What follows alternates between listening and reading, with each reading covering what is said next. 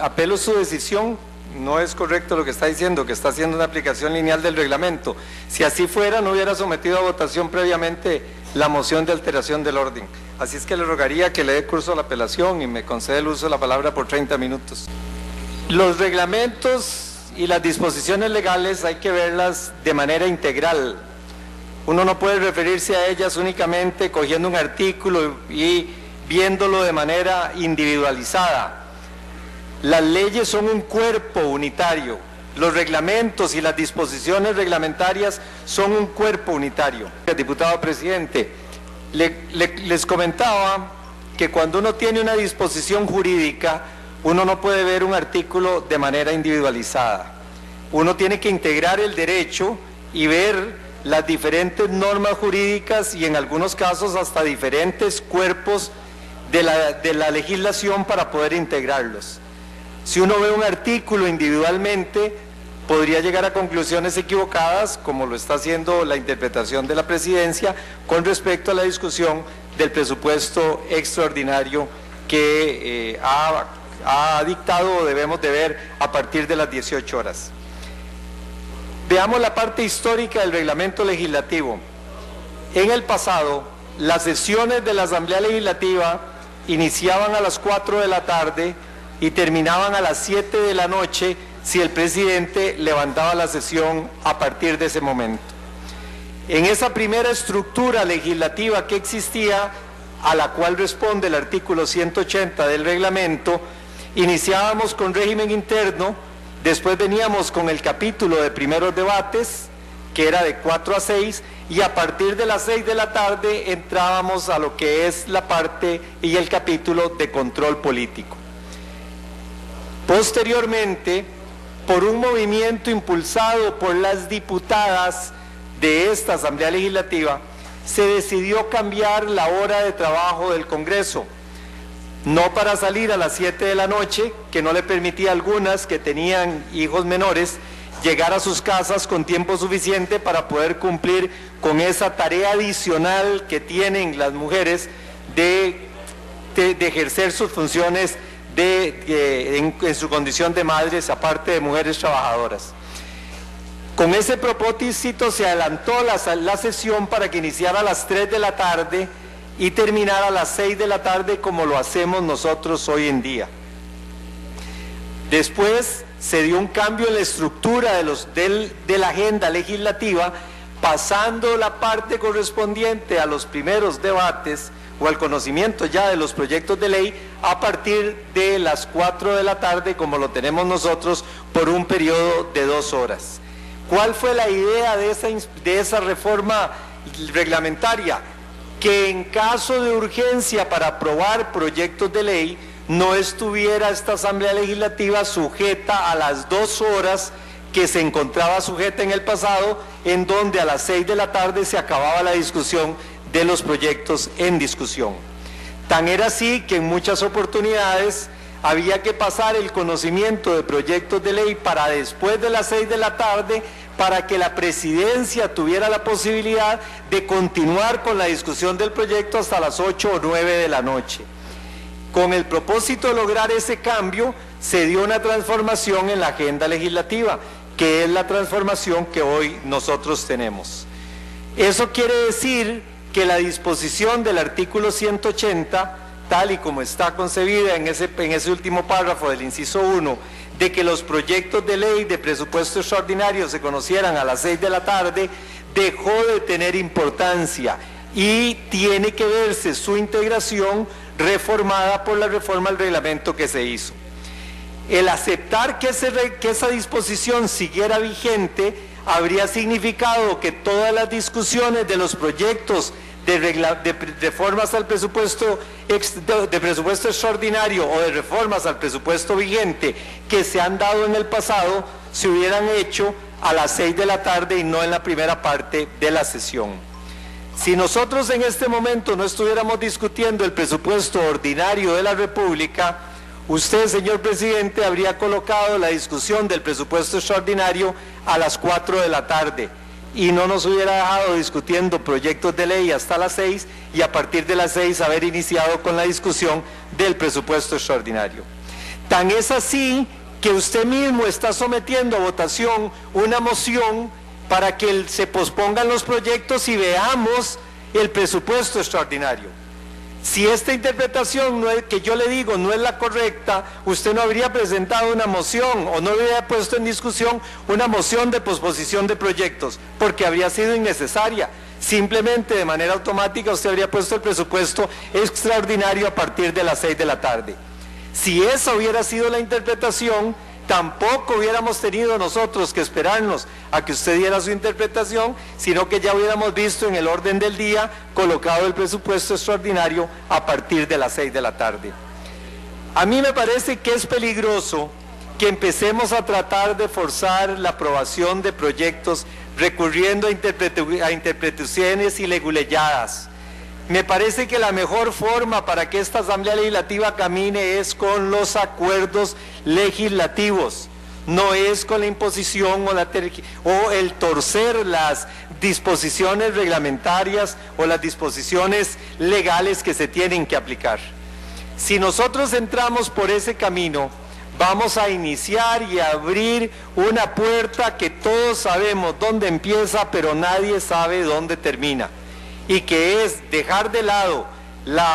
el respeto a las normas y a las disposiciones reglamentarias para ver quién puede jugar cada día mejor de vivo en aras de poder llegar y ganarle a otra fracción en determinada circunstancia y en determinada coyuntura. Esos mecanismos sirven y funcionan, presidente, y pueden generar efecto. Lo único es que se convierten siempre en un boomerang que cuando se devuelve degolla más de una fracción legislativa y cuidado no al gobierno de la República. En esta Asamblea Legislativa nosotros vamos a convivir durante poco más de 3 años y medio. Y si la regla que empieza a prevalecer es la regla de ver quién es el más astuto en lograr que se puedan pasar los proyectos, tratando de brincarse la voluntad y las posiciones de otras fracciones, dentro de pocos días vamos a estar en una batalla campal hasta para aprobar una moción de 1 minuto de silencio. Debemos de buscar encauzar las cosas por el camino que corresponde. Y ha sido claro que el Partido de Liberación Nacional ha presentado un reclamo al Poder Ejecutivo. Están persiguiendo de manera despiadada a personas en el sector público por el simple pecado de que alguna vez estuvieron en Liberación Nacional. Y digo alguna vez porque ni siquiera estamos hablando de personas que todavía son dirigentes activos que participan en el partido. Es un caso claro, crudo, despiadado de persecución política, como no estábamos acostumbrados a verlo en Costa Rica desde hace mucho tiempo.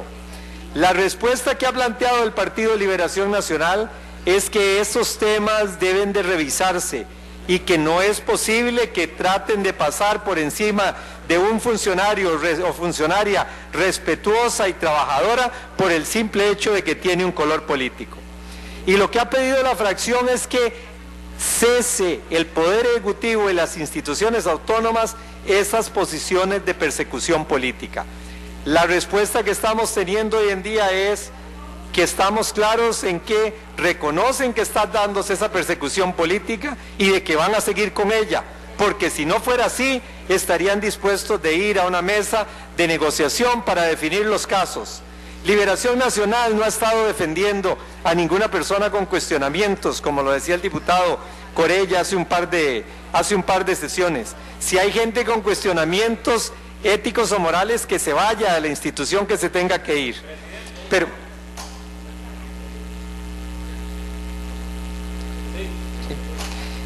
Pero lo que sí queremos entender, presidente, y compañeras y compañeros diputados, es que encaucemos el seguimiento y el funcionamiento normal de esta Asamblea Legislativa como corresponde. El ganar los pulsos en el corto plazo da y puede generar beneficios, pero deja heridas que después son muy difíciles de sanar. Recordemos que en política las facturas nunca prescriben y los intereses no dejan de correr, y en ese sentido no hay mejor mecanismo que la búsqueda de la negociación. El aceptar nosotros hoy esta interpretación viene a violar el espíritu del reglamento y viene a tergiversarse las disposiciones reglamentarias con las que hemos estado trabajando. Y Liberación Nacional no puede permitir que esa situación se dé. Porque si hoy lo permitimos con la aprobación de un presupuesto extraordinario, mañana podemos verlo pasar con cualquier otra disposición, de cualquier otro tipo. Y esos son precedentes que no creemos que deban de existir en aras de mantener las buenas relaciones en esta Asamblea Legislativa. Pero vamos más allá, señor presidente. Si lo que usted quiere es... le decía que, además de lo que esto significa en términos de la dificultad de la operación de la Asamblea Legislativa, hay un tema que es importante que usted tiene que tener presente. Si vamos a irnos con un procedimiento como este, a aprobar un presupuesto extraordinario, la fracción del Partido de Liberación Nacional, si pierde esta apelación, está preparando ya la consulta de constitucionalidad, que en proyectos que tienen plazo de votación constitucional se puede presentar antes de que el proyecto se vote en primer lugar en el orden en primer debate. Lo cual quiere decir que podremos presentar nuestra consulta de constitucionalidad a la sala antes de que este proyecto se vote, y si la sala resuelve que ha habido un proceso o un procedimiento viciado de nulidad, las consecuencias para el Poder Ejecutivo van a ser todavía más graves y más serias, declarándose inconstitucional el presupuesto antes de que termine este año. Y ahí es donde ustedes, que están empezando a dirigir este país, tienen que tener cuidado de cómo quieren manejar a Costa Rica, porque si se quiere manejar a Costa Rica por la vía del atajo, si se quiere manejar a Costa Rica por debajo de la mesa, si se quiere manejar el país sacándose la carta de la manga, la verdad es que las consecuencias van a ser muy complicadas para el funcionamiento del Poder Ejecutivo. Debo decirle que yo aplaudo el tono de la diputada Campbell del día de ayer, en donde nos invitó para que con seriedad consideráramos la discusión de este proyecto. Y ahora que está presente el diputado Corella, se lo digo porque lo dije en su ausencia, flaco favor le hace con esos discursos a las buenas relaciones entre el Poder Ejecutivo y la fracción de Liberación Nacional. Porque decir que Liberación se opone a este proyecto porque está defendiendo corruptos, cosa que usted sabe que no es cierta, lo que viene a hacer es a dificultar aún más las buenas relaciones que deben prevalecer entre el Poder Ejecutivo y la fracción mayoritaria del gobierno. No es levantando calumnias, no es levantando cargos que no son ciertos, como van a mover a un partido de oposición. Hoy Liberación Nacional, mañana la Unidad Social Cristiano, pasado mañana el Frente Amplio, cualquiera de los partidos, porque son las reglas de la operación en la democracia y en el Parlamento. Diputado presidente, me preguntan que si hay quórum. Hay 4 diputadas y diputados. Gracias, diputado presidente. Pero le decía que si definitivamente algo debemos nosotros de buscar es de que podamos encauzar esta situación y estos impases que tenemos por la vía del diálogo y por la vía de la negociación. Nosotros vamos a consultarle a la Asamblea, a la Sala Constitucional, si perdemos la apelación y si el proyecto se pone en discusión. Y la prueba número 1 de que lo que se está procediendo es incorrecto, que es lo que la sala tendrá que analizar, es casualmente el someter a discusión y a votación la moción para posponer los proyectos del orden del día. Y ahí le va a ser muy difícil a esta Asamblea Legislativa y a su directorio explicarle a la sala por qué pone a votación una moción y cuando la pierde es cuando entonces interpreta que el artículo 180, párrafo primero o inciso 1, aplica para que el proyecto se vea después de las 6 de la tarde. Porque casualmente esa actuación que hemos tenido hoy en el plenario es lo que viene a demostrar que la interpretación del 180, inciso 1, para ver el proyecto después de las 6 de la tarde, viene como consecuencia de que no se consiguieron los votos que establece el reglamento para poder apoyar la posposición de proyectos de ley. Y no existiendo las 2/3 partes de diputados de acuerdo para que pudiera lograrse esa posposición, entonces se recurre a una antojadiza interpretación jurídica. Y lo que se está haciendo ni más ni menos es una interpretación que lo que viene es a derogar de manera singular el reglamento para la discusión de un presupuesto extraordinario,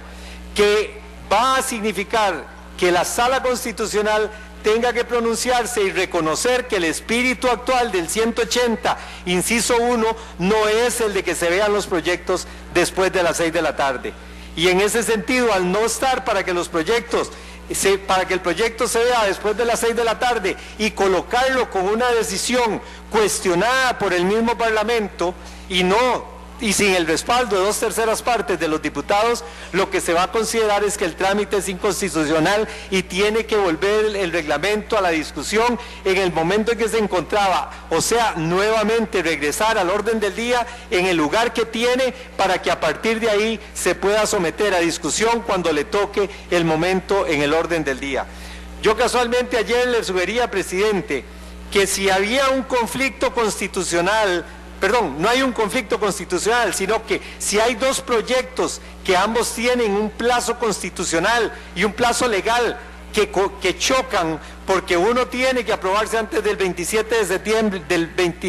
27 de septiembre en primer debate, y otro tiene que aprobarse en el transcurso de un mes, si esa situación se presenta,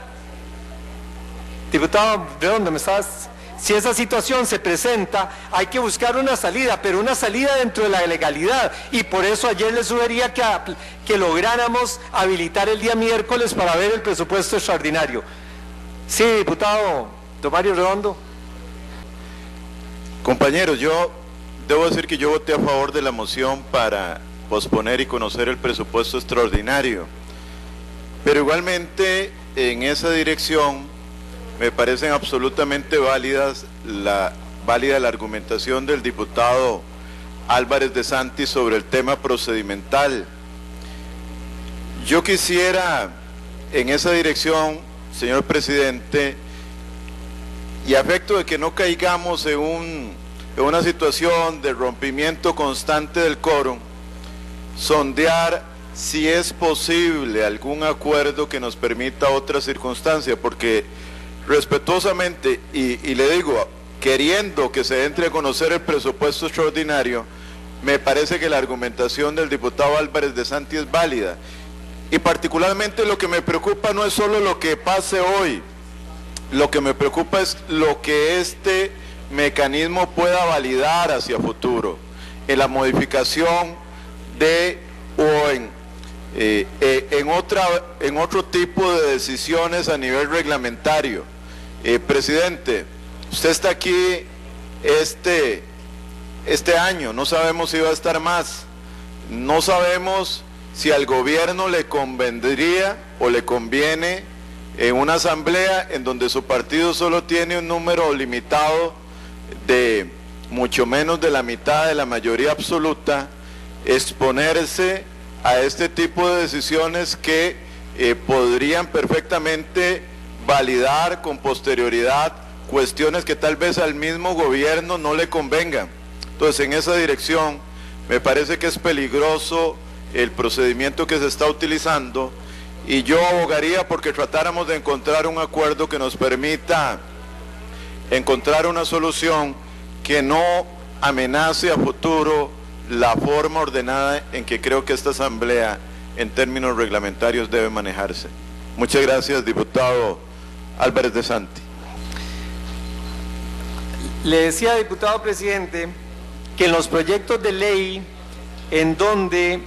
no hay un plazo para su votación, las consultas de constitucionalidad pueden hacerse o deben hacerse antes de que el proyecto sea votado en primer debate. Esto quiere decir que la fracción del Partido de Liberación Nacional está legitimada para hacer la consulta a la Sala Constitucional, para que la Sala tenga que hacer el análisis y la valoración de si la interpretación del artículo 180 está correcta